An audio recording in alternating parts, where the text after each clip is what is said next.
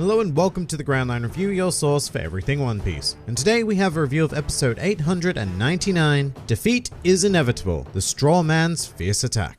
And that's a pretty glum and highly inaccurate title considering the events of the episode, especially when we consider how the main conflict was portrayed. Although you know what, I suppose that's really up to interpretation of the title, because getting into it you'd think that defeat being inevitable refers to Luffy and Zoro standing little chance against Hawkins, but I guess you could and should think of it as referring to Hawkins' overwhelming defeat as presented in the episode. And this conflict was very up and down. There was a lot of great stuff in this very extended battle between Zoro and Hawkins, even in the filler action, but there was also a lot of, not so wonderfully done action as well. I'll start by highlighting the fantastic part though, which was Zoro's final attack, the Nigiri Toro-Samon, which looked and felt just amazing. Better than the manga portrayed it 100%, and I'm incredibly glad that we got to see another superb sequence like this because it proves that the animation displayed when Zoro performed the Tatsumaki in the earlier episode was not a fluke, and that these glorious pieces of animation are here to stay. They'll just be reserved for more major moments. However, unfortunately, what wonderful action does is that it really highlights the not so great stuff through the wonderful art of juxtaposition, and I'd say that roughly 50% of this fight falls into that category. Half of the time, the movements and impact of both Zoro and Hawkins felt great, but then it would be accompanied by another piece of animation that felt slow, static, or sluggish. Now, what I will say is that no matter what the condition of animation we were engaged in, the large majority of the shots were very well composed. Like the shot we see of Zoro from the perspective of the Straw Man's Club, looking through the two swords, and it's just stuff like that that really salvaged the overall action sequence, because even if the animation didn't necessarily convince me, it was still appealing to watch. Now, the thing about this that did feel, a bit weird was how kind of weak Hawkins was portrayed as. And I'll start off this train of thought by saying that in the manga, things didn't exactly go his way either, and Zoro defeats the straw monster near instantaneously after suffering the nail mouth attack thing. So if anything, you'd think that extending the fight in the anime might make Hawkins look stronger than he appeared in the manga, but I don't think so. And it's because of the sheer amount of lives he lost. In the manga, he only lost 3 lives. Once when Zoro hit him in the face initially, and when he drew his bad card, both of which we saw in the previous episode, and once when Zoro defeated the straw monster. However, in this episode alone, it would appear that Hawkins lost a total of 6 lives during this battle. Add the 2 we saw in the previous episode, and this conflict has ended up causing him a loss of 8 lives according to the anime, which I find a bit extreme. I don't think it presents Hawkins as the threat he truly is, because if anything, according to this episode, it may have been a better idea to stay behind and just take the final lives rather than run away. I mean, yeah, we do have Tama to worry about, but that was never much of a concern because it was Komachio who forced Zoro and Luffy to flee to begin with. So if Hawkins is so close to defeat, why not finish the job? I don't know, it just forced that question into my head, whereas in the manga, Hawkins still had 7 lives left, which even though we'd already taken 3, seemed like a difficult ask to overcome. But just on Hawkins, we did have some great filler moments with him this week, my personal favorite of which was the shot of him looking all evil with his half-human, half-straw man appearance, accompanied with the otherworldly laugh of the straw monster. It was a really cool idea, and I think it helped in amping up his initial threat, which is, another reason why it's a bit disappointing that he ended up appearing not so threatening after losing 5 extra lives. Although it was nice to see a bit of an expanded look at how he controls the straw monster, although once again the anime makes it seem like a very bad idea to invoke to begin with, because seemingly any damage occurred by it transfers to Hawkins, which then transfers to a straw doll. And that would make this technique very undesirable to use against strong opponents, because the straw monster is a massive target and an easy way to lose half of your lives in a single attack. So I guess what I'm getting at is that I don't think the straw monster actually functions that way, because while we didn't get to see much in the manga, it was only when the monster was destroyed that a straw doll got triggered, and if it does work in the way we see in the anime, then once again it's a pretty awful technique to use in this particular situation, knowing that you're up against 2 members of the worst generation. So I do think that the anime have nerfed Hawkins in a big way here. But some other, how shall we say, interesting choices also happen this episode, quite a few actually. But we'll start with Komachio coming to a fork in the road and not knowing which way to go next. In the manga, this was not a thing. He just kept running until they arrived at the village, and the Sura stuff took place whilst traveling. So this whole stopping at a fork in the road is purely filler. It adds nothing to anything, except I guess it does present an opportunity for a Zoro joke, which I suppose is always appreciated. I mean, it is pretty funny when he suggested that they go right, because even before it happens, you just know that someone is going to correct him and say, no, we're going to go left. Except I was expecting it to be Luffy, actually. I think it would have been pretty funny if he'd taken that suggestion from Zoro, and because he knows him so well, he sort of used that as an anti-compass and ordered Komachio to go left as a result of his swordsman's awful intuition. Then Suru could have popped up and gone into her dialogue or something along those lines. But the next intriguing decision made in this episode was closer to the end, where we caught an elongated glimpse of one Trafalgar Law. Although I feel like we spent more time lingering on that shot of his chest than anything else. So just like Hawkins in a previous episode, Law was not originally reintroduced at this point in the manga, although I do kind of get why they did it. Law is a huge fan favorite character and practically guaranteed to generate excitement after not having been in the story for ever so long. I have to say I do prefer how the manga handled it though, which was a chapter that just ended with seeing the Heart Pirates Beppo, Penguin and Chachi. I really liked this because seeing those three built up my anticipation to see Law. You know, it was like serving you an entree before a main meal and just letting you sit with that feeling for a while, accustomizing the audience to the Heart Pirates palette before going into the captain. But this is a very, very minor criticism, because in Law's case, I don't think that seeing him here does much to undermine his reintroduction as I remember it. So sure, why not use him to generate a bit of end of episode buzz? Not that I think we really needed it, because the very final scene of the episode does that quite effectively on its own with a surprise shot of Onigashima and Kaido. So this was definitely not in the manga, and you can tell that quite clearly because of the narrator's words, which are something like, "For now, Kaido is just sitting, calmly, biding his time." Which translated means, we're going to show you this shot of Kaido, but it has no relevance. It's just a bit of flavor. And until I start thinking too deeply into it, which I have a habit of doing, I don't mind it at all. Onigashima looks brilliant, super intimidating, and the shot of Kaido is also incredibly well done. It's an aesthetic treat for sure, but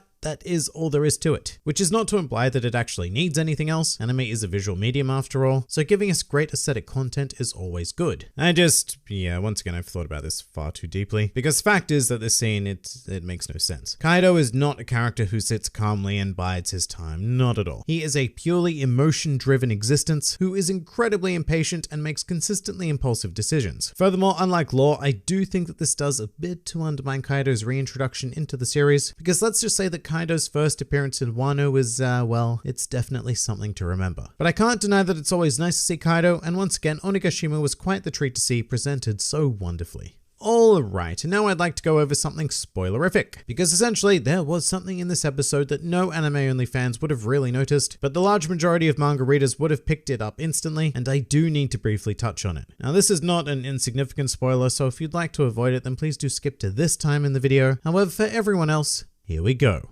So we saw something quite interesting during the sequence with the Heart Pirates, very surprisingly right out in the open, were the graves of the 9 red scabbards. So I've gone back and checked in the manga, and they are certainly not visible during the sequence. But I do think that this is pretty cool because it's absolutely meaningless to anime watchers, because it probably just seems like another random piece of Wano texture, and it is a good nod to manga readers. Although I do really hope that these graves stay out of focus and they don't do too many nods towards them, you know, incorporating them in the foregrounds and backgrounds of too many shots, because we really do not want too much focus on them before their reveal comes up, so as not to tip anime-only fans off to their purpose or importance. And finally, let's also briefly touch on Kiku and Urashima. And it is particularly exciting to see Kiku, because for any Hunter x Hunter fans out there, Kiku's voice actor is the same as Killua's, and Tama's is the same as Gon's. So even though Tama was pretty out of it, when they crossed paths, the Hunter x Hunter fan inside of me could not help but just love that reunion. And as for Urashima, he has a bold color scheme. The pink hair was very unexpected of anybody not associated with the Charlotte family, but I suspect that this is how Wano is going to continue to surprise us. This land is so much more colorful than I ever expected it to be, so vibrant hair and clothes are probably just the go for many of its renowned citizens, which is fun. This is One Piece, so why not be colorful?